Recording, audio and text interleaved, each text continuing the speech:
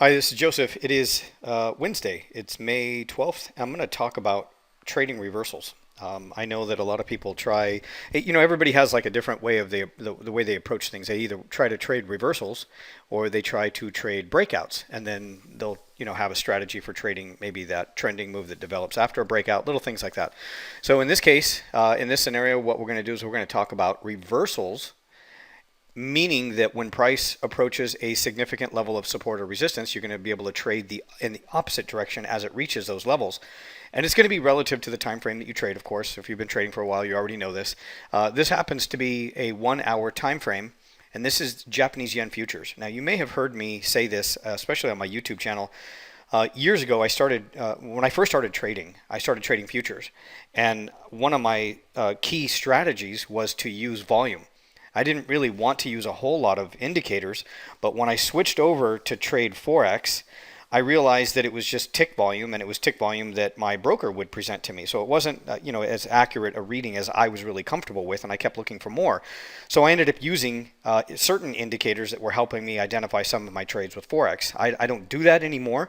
It's not necessary. I'm going to show you another way to be able to do that using point and figure that will help you identify a key precise entry and then the take profit levels. And the reason that this is important is that without this information, without knowing how far price is going to go, you could it's very likely that you could hold on to a trade too long because you think it's going to go farther, or you want to make more money on the trade, and then you end up giving back your profits. I used to do that. In the first year of my trading career, I would get into some good trades and they would rally up a little bit, and then I would give back all of my profits. I'd be up like 20, 30 pips, and I'd think, wow, this is great. What if I can get like 60 or 70? And I'd kept doing the math as price was moving up with my calculator, thinking, wow, I'm going to make a lot of money. I was trading 5 standard lots at the time. So then all of a sudden I would hold on to the trade too long. And then there were other times where I would remember that experience, and then the next time I would find a trade, I would just scalp. I would take like 3 pips or 7 pips or something, and then it would continue to move maybe 80, 90, even 120 pips, and I would get really frustrated because I would think, okay, that's the trade that I really wanted. How do I figure this out? So point and figure helps me determine all of this, how far I can hold on to a trade or how long. And it all starts off with a bar chart or a candlestick chart. So this is my basic the procedure that I execute when I look for a trade. So if I'm going to day trade, I'm going to be looking at something like, let's say, a 1 hour chart. Sometimes I look at a 30-minute chart. It also depends on the day. Sometimes there are certain days where the 1 hour chart is not giving me the accurate setup and the price structure that I need, so maybe I'll go down to a 30-minute. Sometimes I find that even a 5-minute chart could give me a really good entry opportunity, but it's not the same case every single day, every single time. You probably already know that.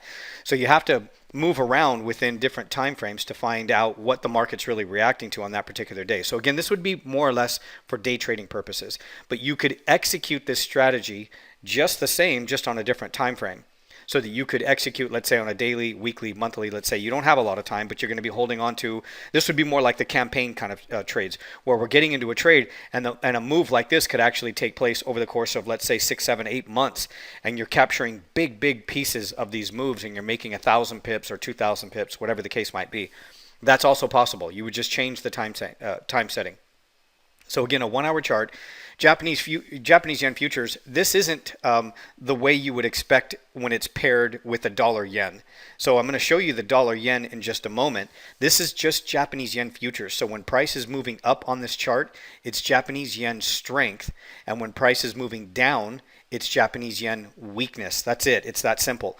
But it happens, and it turns out that the movement is in the exact opposite direction of the dollar yen. It works the same with the pound futures, the euro futures. And again, the reason that I do this is that when I first started trading, I was trading futures, so I continued to trade currency futures. And I also liked the fact that there was true volume based on the amount of activity and the number of contracts traded within a given time frame. And that to me was much more reliable than just trying to trade off of the MetaTrader 4 tick volume. It's not that it cannot be done. It's just that I noticed some serious dramatic differences between what I see here if I'm looking at the Japanese yen futures volume compared to the dollar yen volume, tick volume on an MT4 platform. Sometimes it could get me into trouble if I only rely on the MT4 platform. But it can be done to a certain degree. There are ways that you can optimize this. This platform, by the way, is the Thinkorswim platform, and you can download a free demo, and you'll get real-time data, and you can set up your charts just like this, even though you're using a demo account. So it is something that I help my coaching students set up their charts so that they don't have to pay for the data, and they can trade off of the futures, pound futures, euro futures, Japanese yen futures, and then we execute the trade trading the euro dollar, pound dollar, or dollar yen. I'll show you in just a moment. So we had an area of consolidation, right? We're in a downtrend, and it looks like an area of consolidation. Maybe it could be let's say accumulation, which would be a consolidation phase at the lows, and I'm waiting for a breakout and maybe some kind of a move to the upside. That's a possibility. The other possibility is that if I go to a larger time frame, like let's say the daily time frame, this could actually be in a downtrend, so this could be an area of redistribution. So this would be inaccurate as far, so you got to be careful, I guess is what I'm trying to say. Not so much that it's inaccurate as far as the breakout to the upside, because it's legitimate, it's there, but it could be that the move is still to the downside on the bigger time frames. We just may not be able to see it here on the 1 hour chart. But for day trades, we want to get in, get out quickly, and I'm only going to determine how long I could hold on to a trade with the point and figure.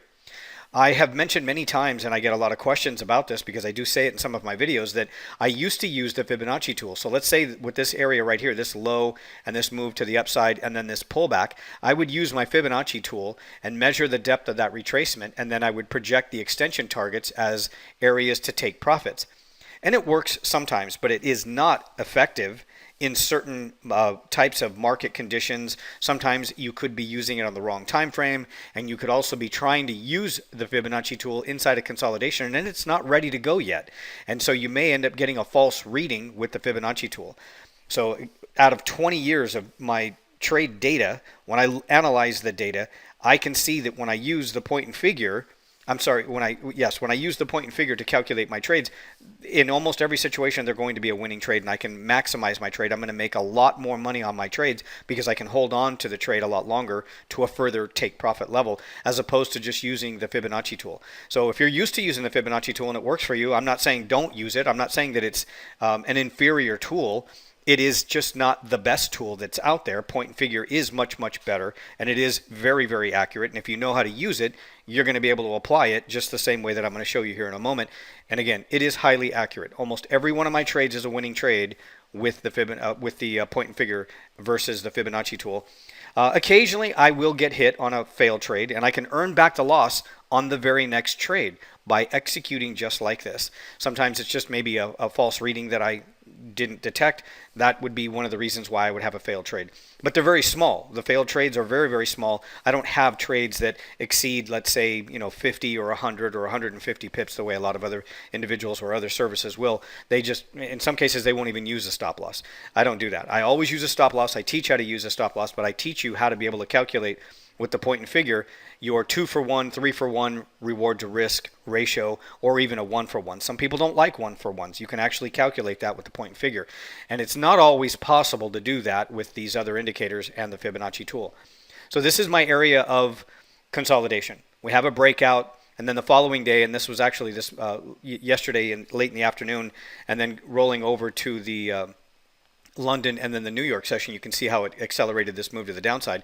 So again, this is Japanese yen strength when it breaks out to the upside. So we would expect that the dollar yen would be moving down. And then it moves into this consolidation range, and then the following day is where it retests that level of resistance.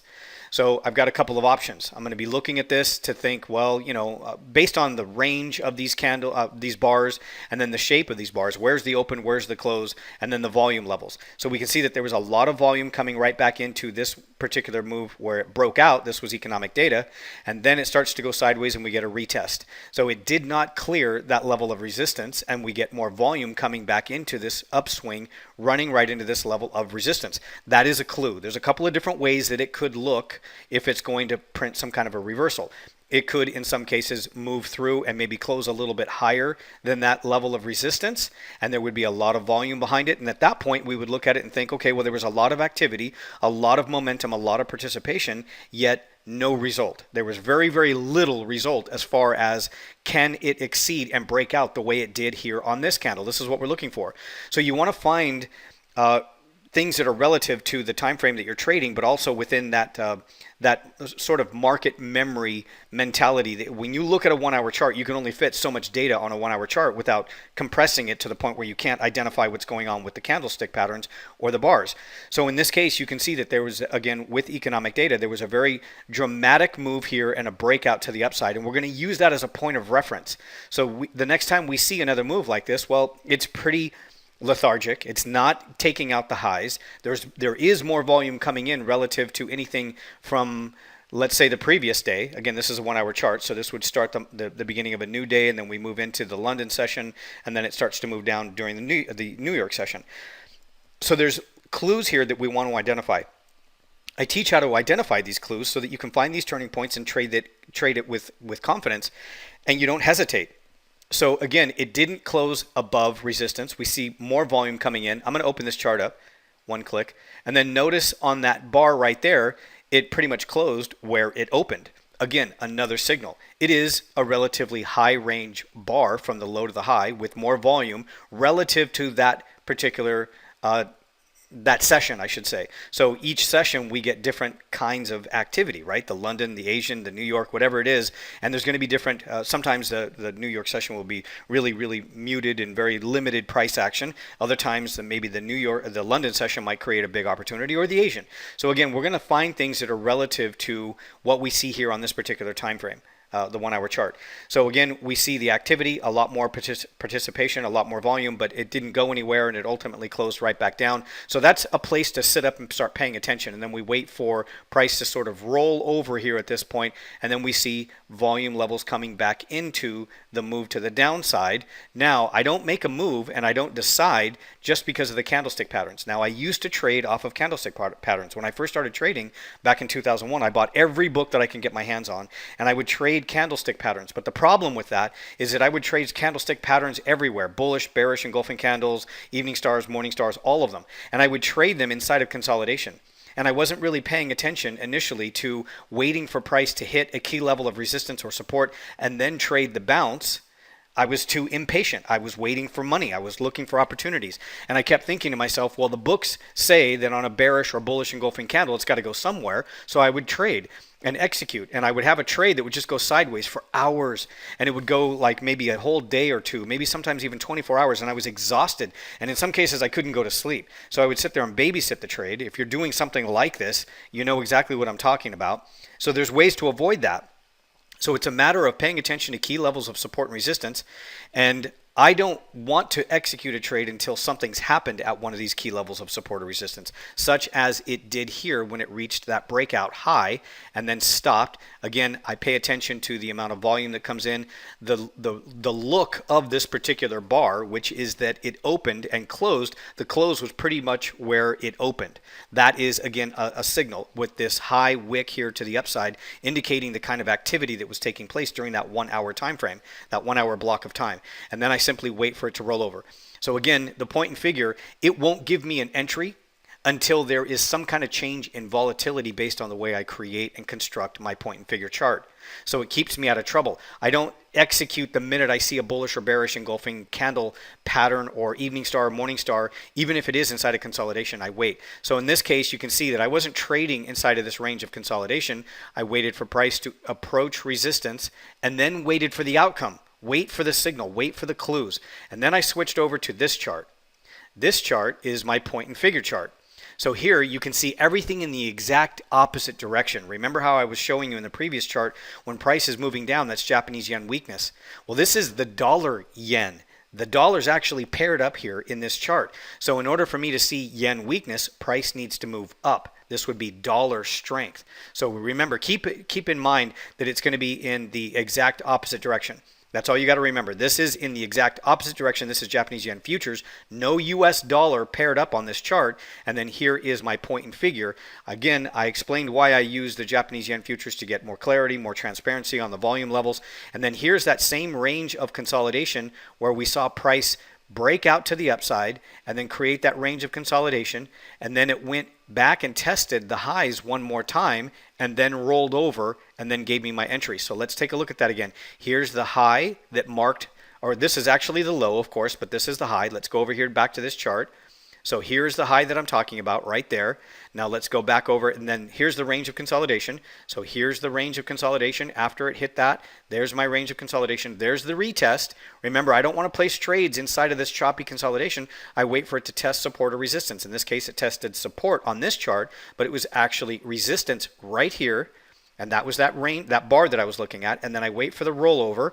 And then here is where it starts to roll right back over again. And here it gives me a triple top entry. There's different patterns that we execute with the point and figure chart. It's very easy once you get the hang of it. It's not that easy when you've just been looking at bar charts and candlestick charts all of your trading career. But this is very, very accurate. And again, I say this because again, point and figure is not going to give me an entry based on a particular candlestick pattern. It's going to give me an entry based on the way I construct this chart.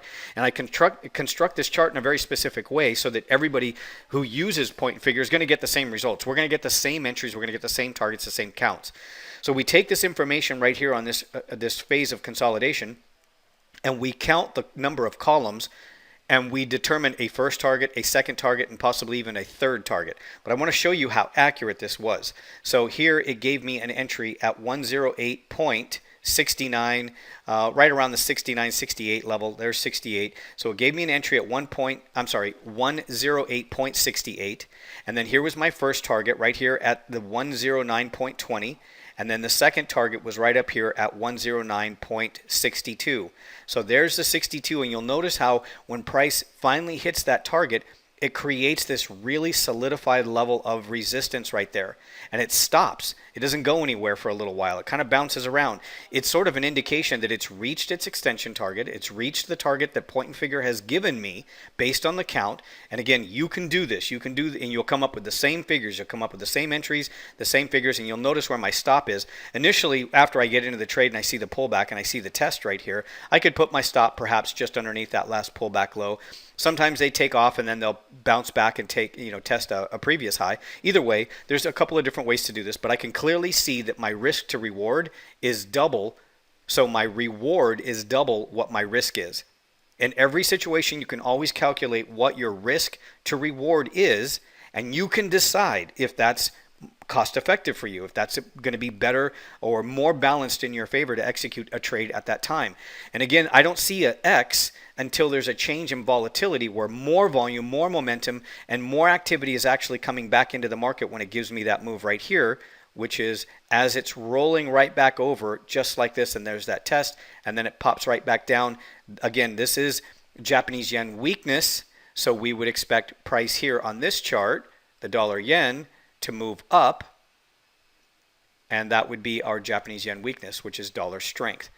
This works over and over and over again, and it works in every market: crypto, stocks, investments, long time frames, like the monthly, big campaigns, daily, weekly, 5-minute chart, 1-minute chart. I have videos in my YouTube channel where we were trading NASDAQ one morning, and we were trading a couple of, I think it was like a couple of stocks, and we were trading off of a 1-minute chart using the same basic setup with the bar charts, counting the waves, using volume, and then waiting for the entry on the point and figure, and then calculating how far we could hold on to the trade. Again, if you hold on to a trade too long, you don't know where it's going to go. You could give back profits, or you could leave a lot of money on the table, and it gets frustrating either way when you don't know how to do it correctly. So again, I hope this helps. One of the things, though, that I do want to leave you with is that counting the waves is something that I spend a lot of time with. It's an exercise that I do quite a bit with my coaching students, and there's some videos on my YouTube channel where I explain how to count the waves and how to use volume. I'm only using one indicator here. I'm just using the volume indicator. There's no reason to clog up your charts with a lot of different indicators.